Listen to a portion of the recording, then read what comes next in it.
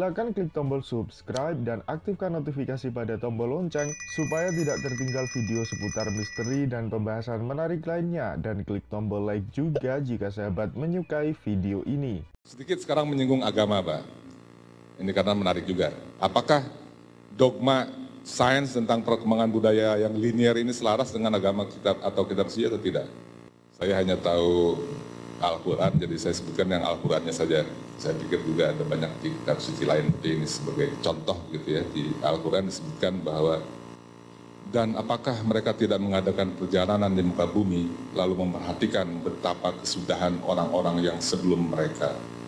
Mereka itu adalah lebih hebat kekuatannya iptek, bekas-bekasnya lebih banyak di muka bumi ini. Kemudian ini salah satu yang favorit saya juga, tentang bangsa Samud, itu umat Nabi Soleh, karena ini ada hubungannya juga dengan megalitik ini.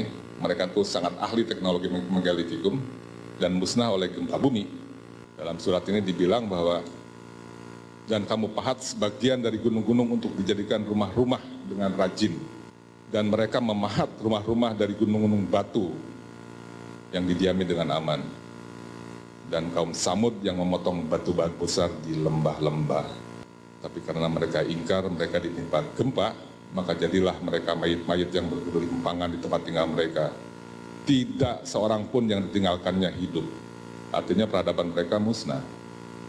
Itu siklus peradaban karena bencana. Nabi Sulaiman ini favorit saya ini, Pak. Ini bagi saya ini peradaban yang sangat misterius. Dia ada kemudian hilang secara misterius. Dibilang di surat Saba 12 ini, dan kami tundukkan angin bagi Sulaiman yang perjalanannya di waktu pagi sama dengan perjalanan sebulan, dan perjalanannya di waktu sore sama dengan perjalanan sebulan pula. Itu artinya di waktu pagi 6 jam, di waktu sore 6 jam. Ini gampang dikali-kalikan dengan matematika biasa, Bu. Jadi kalau kita berasumsi bahwa perjalanan manusia waktu wahyu turun ini kan kecepatan unta atau kuda gitu ya, 50 sampai 60 km per jam, itu dikalikan saja 24 jam kali 30 hari, itu keluarnya 43.200 km.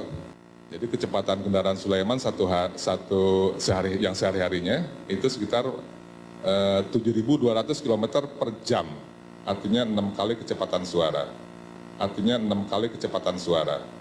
Artinya beliau itu bisa keliling dunia dalam 5 jam. Kalau Concorde itu 2 kali kecepatan suara, Pak. Kalau pesawat ulang-alik itu 12 kali kecepatan suara. Jadi kecepatan Sulaiman sehari-hari itu setengah kali kecepatan ulang-alik yang Columbia itu yang ke atas. Surat Saba ini juga favorit saya ini. Ini saya ada ceritanya. Ini sangat ingat karena dulu waktu SMA itu saya sangat gandrung dengan yang namanya UFO. Entah bagaimana satu hari waktu saya tidur di teman saya masih ingat juga, itu di Jalan Cihamplas di Bandung. Begitu ada saya buka Al-Quran, ketemunya surat Saba 13 ini. Dibilang para jin itu membuat untuk Sulaiman apa yang dikehendakinya dari bangunan-bangunan yang tinggi dan patung-patung dan piring-piring terbuat dari logam yang besarnya seperti kolam dengan periuk yang tetap berada di atas tungku api yang menyala-nyala. Dan sesungguhnya kami telah memberi ilmu kepada Daud dan Sulaiman. Yang anehnya tidak diceritakan kaum Sulaiman itu kan kena azab ya, tidak ada bencana. Tapi kenapa kau hilang? Itu saya cari-cari juga. Akhirnya ketemu juga ada kuncinya, meskipun jawaban ilmiahnya tidak ada. Kuncinya ini, ternyata Sulaiman itu berdoa kepada Tuhannya bahwa anugerahkanlah kepadaku kerajaan yang tidak akan bisa diwarisi atau dimiliki oleh seorang jua pun sesudahku. Ini gara-garanya. Tapi tentu kan yang namanya Raja Sulaiman itu, Pak, dia kalau berdoa, dia tidak hanya asal berdoa saja, tidak. Dia pasti berusaha dengan ipteknya dia untuk menyembunyikan apa-apa barangnya dia. Pasti itu. Baik, kita lihat lebih detail geografisnya.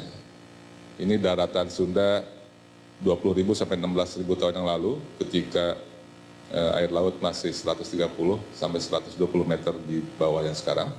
Slow watt-nya gitu.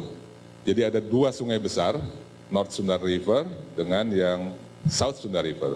Nah, kemudian air laut naik terus, jadi daratannya makin tipis. Ini sudah 12.000 tahun yang lalu, jadi kira-kira 9.500 demikian, Jawa Sumatera masih bersatu.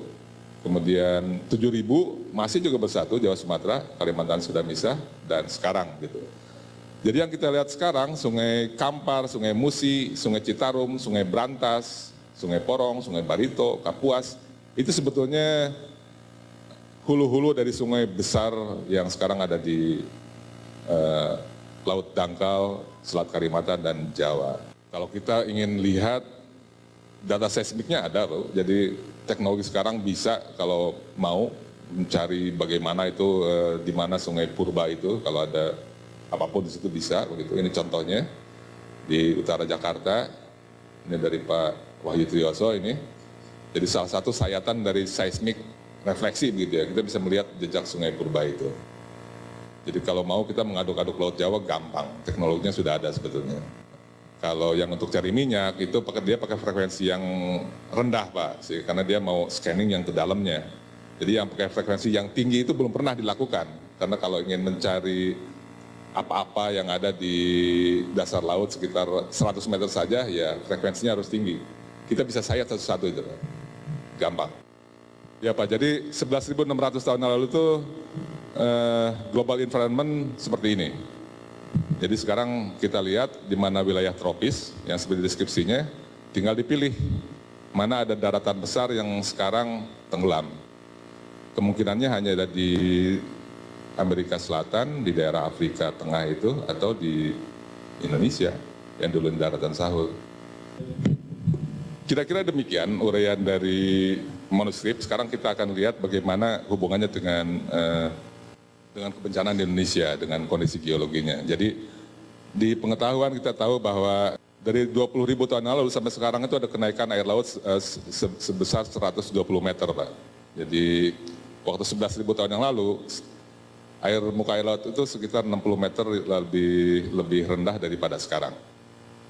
Nah yang menarik di sini kalau kita lihat sejarah peradaban yang cukup maju yang kita tahu itu baru ada setelah airnya naik gitu ya, setelah airnya naik yang di atas itu ya, udah angka 6 ke atas 6.000. Itu kan mulai dari Mesopotamia ya Pak ya, Pak Ali Akbar. Kemudian ada kebudayaan di Mesir sekitar 5.000-an. Nah sedangkan masa sejarah Indonesia itu baru mulai yang di merah itu, jadi baru setelah 1.600-an tahun yang lalu ya, 400 Masehi. Jadi sebelumnya di situ disebut sebagai, Pak Ali Akbar bilangnya masa gelap. Karena datanya sangat sedikit ya Pak ya. Silakan klik tombol subscribe dan aktifkan notifikasi pada tombol lonceng supaya tidak tertinggal video seputar misteri dan pembahasan menarik lainnya. Dan klik tombol like juga jika sahabat menyukai video ini.